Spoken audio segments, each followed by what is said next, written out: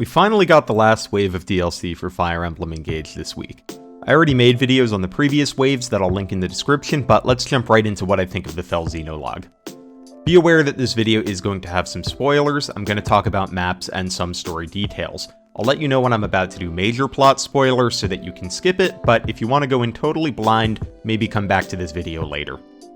The Fell Xenologue becomes available after Chapter 6, and the premise is that we enter an alternate Elyos where Sombron and the Divine Dragon are dead. But someone's trying to revive Sombron by collecting the Divine Bracelets from DLC waves 1 through 3. We team up with two children of the Fell Dragon, Nil and Nell, to gather the Emblem Bracelets ourselves and keep them away from the bad guys. Unfortunately for us, the bracelets are held by the royals of each country, who have all become traumatized by warring with each other in a struggle for power. This manifests in a few different ways, from Celine's aggression towards Brodia, to Diamant becoming more timid, to Tamara becoming a vegetarian. As the story goes on, we learn more about the relationship and backstory of Nell and Nil, and piece together the identity of the antagonist trying to revive the Fell Dragon. In terms of gameplay, the Xenologue contains 6 maps. On each map, you're able to choose from any unit you've recruited in the main story, but their levels and items will be fixed. The scaling is a little awkward here, where a lot of the early game units feel pretty useless compared to the later joining options. Additionally, some units are forced into classes that aren't ideal for them. Anna, for example, has to be in Berserker in the Xenologue, so no magic and no Radiant Bow. While unit levels and items are fixed, their skills, bond levels, and emblem rings are not. So if you do the Xenologue on an endgame save with access to more units, skills, and rings, as well as higher bond levels, you'll have a much easier time than you would if you do the Xenologue in the early game. For this reason, if you want to do the Xenologue on hard or maddening, I recommend tackling it later on in the game, especially since the units from the Xenologue come out at level 20 no matter when you complete it, so they're a little overkill for the early game anyway. On each map, in addition to your usual units that you deploy, you are forced to bring Nell and Nil. Nell is introduced as a capable combatant, while Nil is introduced as a capable support unit. In fact, neither excel in the Xenologue, but Nil is incredibly weak. This is by design. Nil is basically built to be a unit we need to protect and who has very limited combat contributions, but whose dragon typing allows him to contribute a bit through dragon emblem bonuses. The DLC also introduces recruitable versions of 3 of the 4 hounds, all of whom are force deployed for a few maps during the Xenologue. The Xenologue is only 6 maps in total, so let's look at them in order. The first map introduces us to some of the new things in the DLC. We only get to deploy 5 units, and 3 of them have to be Alir, Nil, and Nell. The map is loaded with a new enemy type, wolves, that can curse you and lower your max HP by 5, and you can fix this with a restore staff. Immediately, this map shows us that the Xenologue is going to be a little tougher than the usual Engage map. On Maddening, Nell gets doubled by most enemies, and Nil gets one-rounded by half the enemies on the map. Alir doesn't have a strong performance in combat here either, and as a result, the 2 units you get to pick are going to have to carry a lot of weight. You'll want a couple capable combat performers because the wolves come at you in groups, and you need to take them out quickly to be ready for the next wave. I brought Mauvier and Kagetsu to this map because Kagetsu could take the wolves out in one hit, and Mauvier could frequently take little or no damage while providing decent combat and staff utility. I really appreciated Mauvier's staff utility on this map because it meant I didn't have to bring a dedicated staffer with such limited deployment slots. You can also use a speed ring to keep Nell from getting doubled by some of the wolves, which helps her make some more combat contributions on this map, which is great since you don't have many units to go with. The map is fairly straightforward once you've selected some decent units, especially if you have Corrin with you, as fire terrain is great for slowing down the enemies to a manageable pace, and the ice is good for keeping enemies away from Nil. The map is a good introduction to the Xenologue's difficulty, and there's nothing too crazy about it. I tried this map at first on a Chapter 7 save, and it was absolutely brutal on Maddening, but it was very reasonable on an endgame save. We're also introduced to this Elyos' version of Fogado in this chapter, but he doesn't have a ton of time to say stuff. Still, you get the impression that this is a much more violent, bloodthirsty version of the archer that we know and love. In the second map, we trek into Firene to fight this Elyos' version of Alfred and Celine. Story-wise, this was my favorite chapter. Alfred and Celine don't just feel like evil versions of themselves, but instead they just feel like versions of the Alfred and Celine we know that could exist given the right circumstances in Firene. In a world where Firene is low on resources and its people are suffering, Celine pushing for an invasion of countries with more resources and Alfred being a little more indecisive makes sense. It's perfectly in character with the Celine and Alfred we know, and this makes them the most interesting royal pair in the DLC for me. Their map, however, is a little less interesting than they are. Like the last map, this one introduces a new enemy type and a new playable character. The new enemy type is Enchanters, a class that can buff weapons and use items to buff their allies. These buffs range from strength boost to damage reflection, so you need to keep an eye on what buffs each unit has. Technically, these were introduced in Soren's map, but this is the first map where we have a lot of them. As for our new unit, we get Celestia, this world's version of Zephyia. Celestia is a wyvern rider with access to tomes and swords. She's very fun to use, but she has one slightly annoying issue, which is that she has some hit problems. Using things like Thunder or 11 Sword, Celestia is often looking at hit rates in the 60s. This is a problem all of the recruitable versions of the Four Hounds have. In the main campaign, this isn't a big deal. Hit can be fixed with Emblem, skills, or engraves. However, we can't put those on any of the units that are new to the Xenologue until after we complete it and recruit them in the main game, so we just have to deal with the shaky hit rates. You'll probably be using the Time Stone a few times just because multiple of your new units with key attacks. Still, Celestia's class is unique, and a wyvern with tomes and swords is a lot of fun. The map splits our army in half, and you can immediately join your armies if you want, though this will make it challenging to get both of the chests on the map.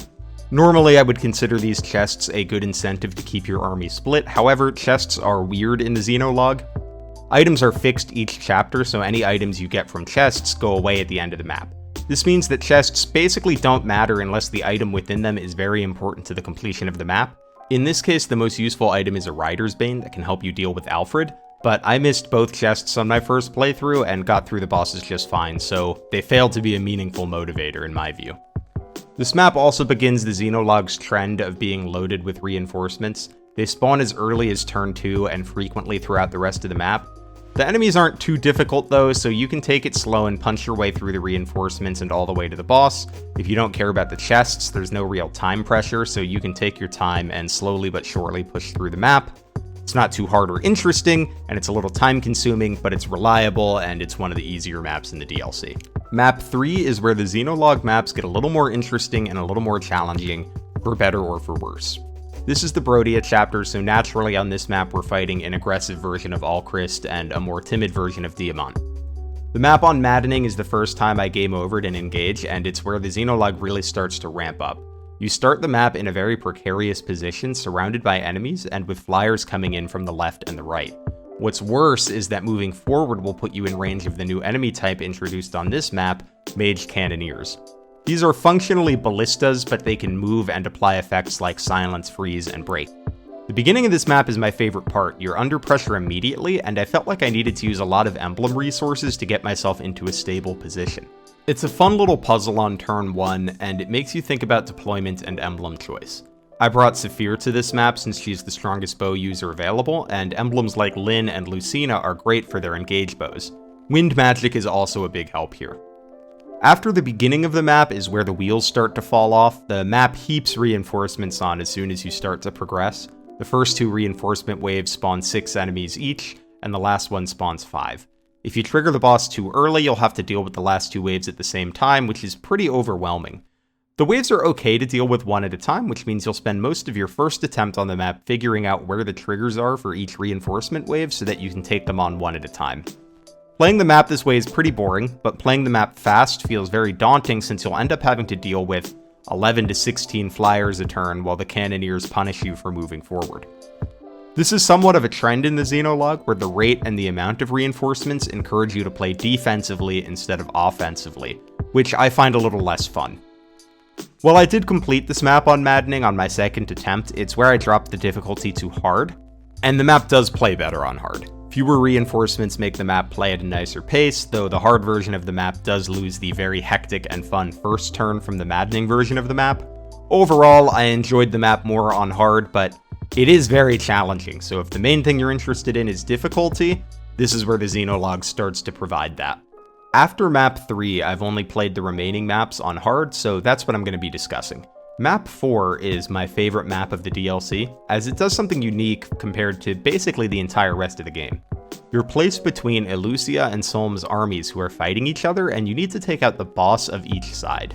You can dive into the battle immediately and head for one of the bosses, or you can try to let the armies fight each other for a bit and swoop in for the boss kill when the time is right. There's no experience to worry about since levels are fixed, so you're fine to let the armies duke it out without you. I'm impatient, so I ran right for one of the bosses, the Fell Xenologue version of Ivy. Unfortunately, as you approach her, she flies over a mountain to the left and becomes inaccessible, so I started with the other boss, Tamara, instead. Sadly, Ivy and Tamara don't get a ton of dialogue outside of their unique boss dialogue with their retainers, so you might not really get to know them if you don't bring the right units to this map. The ending of this chapter was really fun on hard. Since I got baited into moving towards Ivy before she flew over the mountain, I was exposed to attacks on both sides at the end, and I was scrambling to kill both bosses before being overwhelmed by their armies. I suspect that on Maddening, getting pincered the way that I did might be a death sentence, but on hard it was a fun challenge to try to kill the bosses just in time. I don't have a ton to say about this map because it's the shortest one. I finished it in 8 turns, and it's a little unfortunate that this map is huge, but most of it is unlikely to see use by the player. It's still kind of fun to watch the enemy armies bash into each other though, and I highly recommend turning animations off or to player units only, as the enemy phases can be very long on this map. This is also the map where I'm going to stop talking too much about the story because there's some major plot spoilers at the end of this chapter and in the next 2. So if you don't want any spoilers, I'd skip the next 2 chapters of this video, because while I'm not going to go into detail about plot spoilers, the maps themselves contain spoilers, and I'm going to have to mention at least a couple of them to discuss the maps, so skip the next couple chapters if you don't want to hear that. Map 5 is a doozy of a map that immediately puts you in 2 bad situations. First, Alir is trapped in a cell with no weapon and can't move. Cannoneers and worms will be shooting at them, and there's no way you can get them out. All you can do is heal them with physics staves and kill the worms and cannoneers if you can.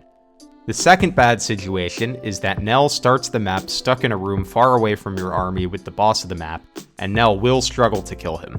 Some people have actually discovered a cheese trap for 1v1ing the boss with Tiki on Nell, but the intent of the map is for you to book it over there and save her. Nell can't take too much punishment, so your natural inclination, like mine, might be to put Celica on her and use Warp Ragnarok to get her out of that room. If you do this, the game will punish you by spawning tons of reinforcements, which feels kind of like the map just punishing you for being clever, but this still might be the easiest way to play the map, as it will make the boss come over to your army after Nell teleports away. And the map is all hallways, so even with tons of reinforcements, it's easy to slow them down with fire from Corrin and then pick them off. While you're waiting, you can just have a healer cast Physic on Alir every turn and maybe use Sorin's bolting to clear worms and cannoneers. Regardless of how you choose to play this map, it plays out like a boring hallway simulator. There are chests at the bottom that you can grab if you want, but like map 2, there's no real incentive unless you feel like you need the items.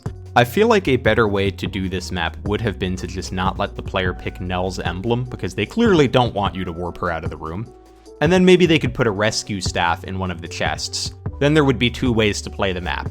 You could rush through the enemies to the boss, or take a detour to get the staff so that you can rescue Alir and Nell.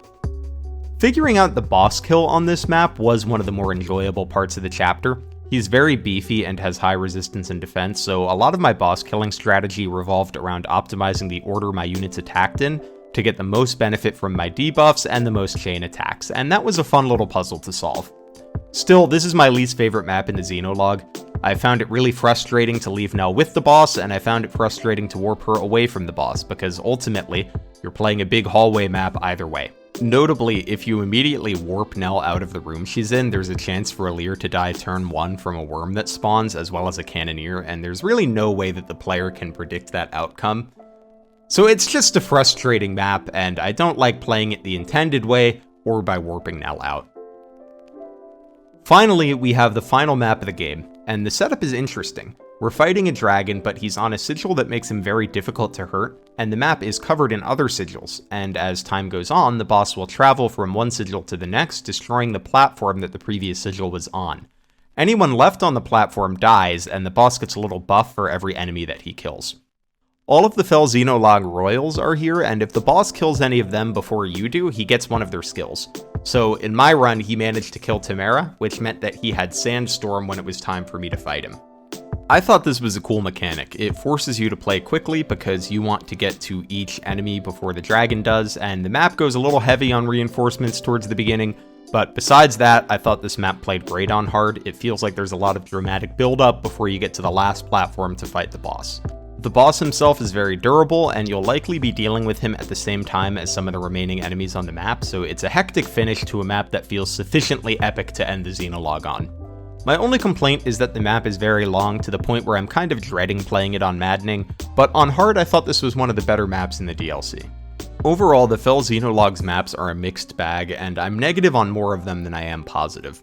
I like a challenging map, but a lot of the Xenologue maps feel either like they require a ton of trial and error like map 3, or are simply boring to play like map 5. In completing these maps, I often felt relieved that they were over instead of feeling satisfied by completing a challenging map. My experience with the DLC improved a lot after switching it to hard, and I really only recommend Maddening if you're on an endgame save and have left yourself some SP and bond fragments to build your units specifically for the Xenologues, because a lot of builds that work in the main game aren't as conducive to success in the Xenologue. For example, I had my Veil set up with Holdout and Vantage to take advantage of Soren's healing and Dragon crit bonus. However, since there are no engraves in the Xenologue, I couldn't add crit to Veil's tomes, which made the build a lot weaker. The same goes for someone like Panette, who may not benefit as much from the usual Vantage Wrath build because there's no crit engrave and she doesn't always have access to a killer axe. All of this is to say that I recommend doing the DLC on hard the first time, and then if you liked the maps and you want more of a challenge, try to plan for Maddening on an endgame save.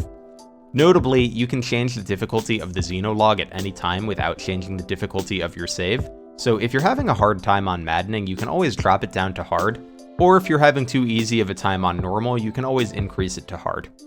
I didn't love the maps overall, but another unfortunate aspect of this DLC is that it's a very lackluster introduction for a lot of the new units. The Xenologue is our first impression for 5 new characters, but since they can't access skills or increase their bond levels, they end up feeling secondary to a lot of your normal units.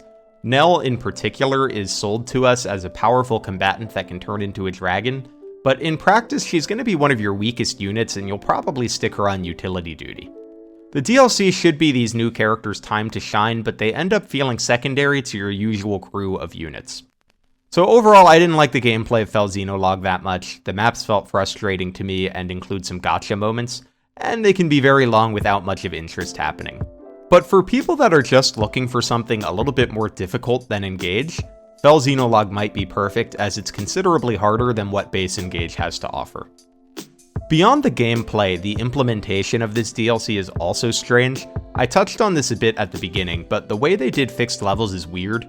In theory, the point of fixed levels and items seems to be that you can design the maps while knowing exactly what tools the player has, and this makes balancing a lot easier and also makes it so that you can tackle the DLC at any point in the game. In the Fell Xenologue, levels and items are fixed, but you get more better units to choose from at endgame, as well as access to rings and skills. And the DLC feels balanced around this, so despite becoming available at Chapter 6, it doesn't really feel appropriate to do it until later in the game, when more things are available. So it doesn't feel like there's much of a design benefit from fixed units here. The maps are still difficult to balance because even with fixed levels and items, there are a bunch of other factors that will vary from player to player, and you still don't feel like you can do it at any point in the game on the higher difficulties. It's just as well that it's difficult to do the Xenologue at the beginning of the game though, because no matter when you do it, the new units will pop out at level 20, so if you do it too early, you end up with 5 units that will trivialize the early and mid game, but if you do it too late, your new units will be too low level to see deployment. So ideally you want to tackle it around the middle of a playthrough, and there's no way that you would know this on your first time through the Xenologue, so it's just kind of awkward. I don't really understand why they don't just come out at an appropriate level for the point of the game that you're at. In order to get the new characters, you need to finish the Xenologue on every new playthrough, which is also frustrating. Since so much is fixed, the experience each time you play through the Xenologue isn't going to be that different. And given that the chapters are fixed and there's no EXP to be gained from them, I don't see any reason why they made you play it more than once. Cindered Shadows did a similar concept better. In that DLC, you only had to complete it once to unlock all of the characters for all of your 3 houses saves, and you have a fixed selection of units for each map. This would have made a lot of sense in the Fell Xenologue. The unit selection practically writes itself. In the Firene map, they could have fixed you up with your Firene's units, and this would have made it both easier to balance the maps and would have made players more likely to see some of the unique boss dialogue, which was generally excellent. And that brings me to the writing, which I would say is generally pretty mixed in the Xenologue. I really enjoyed the first few chapters where we spend time with the Firene and Brodian royals, and it's neat to see how the events of this version of Elios affected them. And learning about Nil and Nel's backstory is fun too. It's often delivered in flashbacks, and they add this filter over the scenes that some may find a little cheesy, but I enjoyed. After Chapter 4, things start to feel pretty rushed. It's twist after twist, broken up by long exposition dumps. There's a ton of plot to get through in a short period of time, and as a result, we don't get as much time as I would like with the royals of Elusia and Solm. The story is basically moving a mile a minute at this point, and it really feels like they needed 2 or 3 more chapters to pace things out better. The Xenologue also has a more serious, dour tone compared to the base game that I largely enjoyed, but if you're into some of the cheesiness and camp in the base game, there's a lot less of that here. One area where I do have unequivocal praise for the Xenologue is the voice acting. Every voice actor did an awesome job, and it really elevates the writing at times. And while I have some quibbles with the story, the writers did a great job with the boss dialogue, and there are a few really emotional ones that the voice actors breathe life into wonderfully. With all of that in mind, the $30 question is, now that all 4 waves of DLC are out, is it worth it? My answer is yes, even though I'm a little disappointed with the Fell Xenologue. First, the first 3 waves are pretty good. I like most of the Divine Paralogs, and the new bracelets are mostly fun to use. Soren has quickly become one of my favorite emblems in the game, for example. Plus, having played every Fire Emblem game, it was fun having a little nostalgia trip through some classic Fire Emblem maps reimagined in Engage. Next, even though I didn't love playing the Xenologue, I am looking forward to using the new characters. There's a whole new set of units to evaluate, and an extra pair of Dragon-type units to experiment with, and I like the characters, so I'm excited to read their supports. So if you're into experimenting with builds and new team compositions, there's a lot of value here. A bunch of new units to play with and new emblems to try and skills to inherit, plus a pair of new classes in the Enchanter and the Cannoneer. Also, if you're a fan of the Hounds, you might enjoy the recruitable version, so that's there for you too. If you're just interested in the DLC for the extra story though, and aren't interested in any of that other stuff, I think it's pretty skippable. But if you're like me, you'll get more than $30 worth of entertainment out of the DLC. You just might also get some frustration with the Xenologue. Thanks for sticking around to the end of the video. On April 22nd, I'm going to be hosting a charity stream for the Trevor Project. Several guests and I are going to be playing player versus player Fire Emblem The Sacred Stones, and there's going to be lots of fun donation incentives, including a giveaway for my physical copy of Fire Emblem Path of Radiance. You'll find a link to the stream in the description where you can set up a notification for when we go live. And if you liked the video, consider hitting the like or subscribe button, and have an awesome weekend.